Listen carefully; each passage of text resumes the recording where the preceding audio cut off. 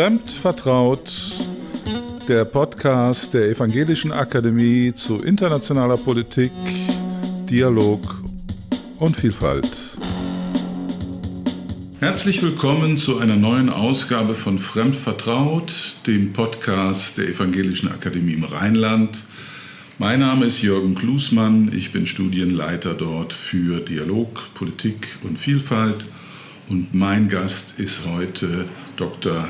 Selvira Draganović und wir werden das Interview auf Englisch halten. You are most welcome to my podcast, Dr. Draganović. You are a therapist, psychologist at the International University of Sarajevo, but you're also a peace activist, I read. What is your work all about? Thank you so much. It's a pleasure, Mr. Klußmann. Thank you for inviting me. Thank you for coming to Bosnia and inquiring about this really important topic. Well, besides teaching and trying to help young people to find their places and to find their identities in this world, I also try to do some small acts of kindness actually in our society with other people all the time to actually change our lives for the better. So we can actually have better quality of lives and better relationships with the others, and of course, first of all, with ourselves. Now, there have been recently these memorial celebrations of the 30 years of the massacre and genocide in Srebrenica. You have mentioned in our talks before this interview that the people don't like to talk about the war anymore. What is the reason for that, and what has the memorial celebrations about Srebrenica genocide made with the people? Well, of course, memorials are there to remind us of our past and to help us currently living and the future generations to do something to prevent from such things from happening again. And of course also to help the survivors to find some sort of meaning in their lives. But generally, when we consider Bosnia and us living here in Bosnia, the war and what happened and the leftovers are not really the topic that people like really so much to talk about it openly. Most of the people rather choose silence when it comes to the war because it reminds them a lot about their past experiences. It might also trigger many of their past terrible experiences that they've been through. And we would like to actually move on, to be able to live the lives without this, in a way, like the heavy burden that we got on our shoulders. But it doesn't happen all the time. What about reconciliation? Is there something like a reconciliation process going on? Yeah, of course. There are lots of local NGOs and lots of effort actually in the community in Bosnia where people try to make reconciliation actually work and happen. It's, I would say, actually baby steps. We do some effort, but we still need to proceed and continue. It's not really, we are not done with that work still. So it's not very effective, you would say? It is effective, but it's not that effective that we, in a way, see the progress that, okay, now we've resolved our problems and issues and we can move on. Probably because of everything that goes on constantly in the society. Do you think that the war has changed also the, let's say, soul of the Bosnian people? I certainly hope so, but I'm not sure really. Probably some, but probably also not so many. Could you explore a little bit more on that? In regards to this, we see that there are still some people who continue the past rhetoric and who call for, threaten other people and say how it's impossible to live together. But at the same time, we really see the real people out there who live together, who peacefully lived together even before the war. So, so for some people, there are some changes in their soul. Okay, they realize that, the violence leads to nowhere. We still need to live, to coexist, to be together, to help each other. But some people actually don't see it. So it's both.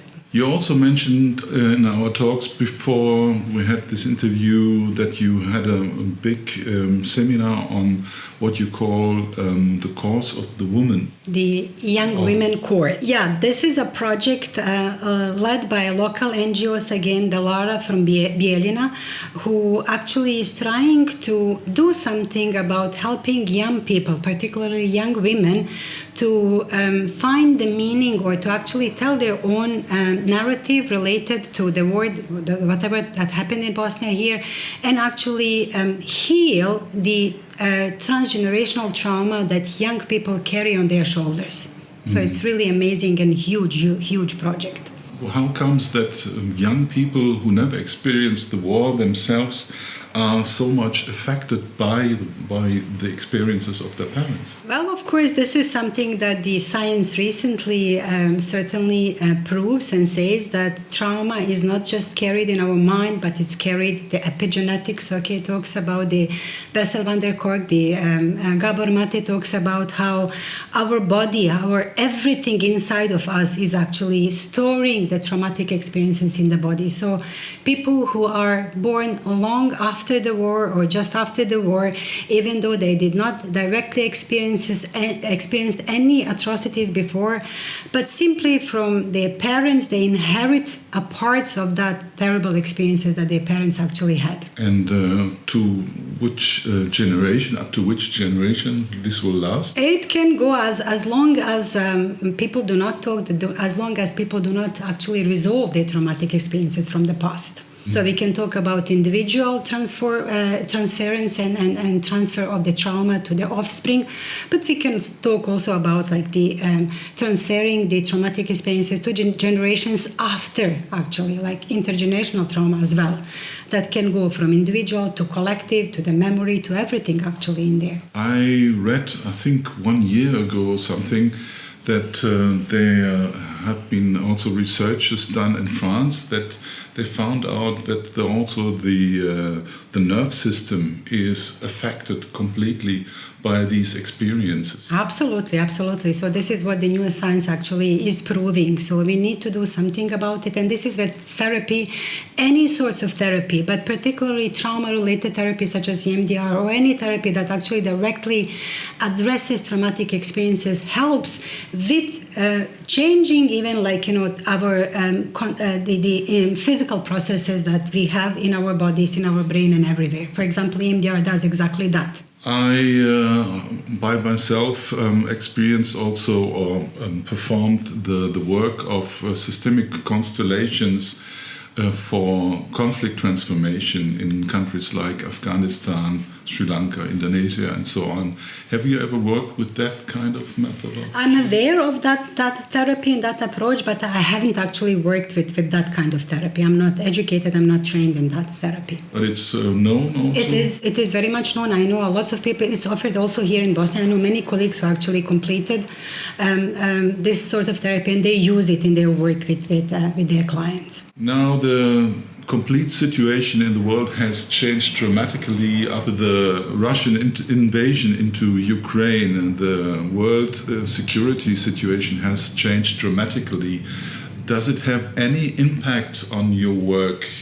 It has a huge impact, I believe, on everyone right now. This is what is happening in the world everywhere, because not just with a Russian invasion on Ukraine, but post-COVID. Okay, COVID also affected us greatly. So what I noticed lately that young people are extremely anxious. Like from very young age, they are very much concerned about they're constantly tense. They are always like in some sort of the guard, thinking about terrible things or being very much hopeless when it comes to the future. So yes, this that is happening in the world worldwide, this insecurity, this the feeling that we must be on guard, puts an individual into what we call in psychology the fight-flight response. So we have to be on guard, constantly expecting something terrible to happen, to fight with something, to escape from something, but nothing to escape from, because we are just, it's related to the possibility that something terrible might happen. Mm-hmm. And this makes human beings very much vulnerable to many psychological problems and issues, as well as physiological as well. What can we do about it? Well, we need to really be aware. We need to raise awareness about the impact of this, the global changes that are happening worldwide. We need to teach young generations how to filter the information that they access to, and we need to teach all of us actually how to handle, how to recognize what is happening to our body, and then how to handle, how to, for example, have some sort of first aid kit for ourselves, but also for our immediate family members and those that we are close with. And then in case we notice that this is not actually happening, to simply reach out for help, seek professional help. In Germany, it's like that to some sort of extent, the psychotherapy is somehow stigmatized, that people still think, when I'm starting such a thing, people will look at me and show at me, he's a mad person, madman.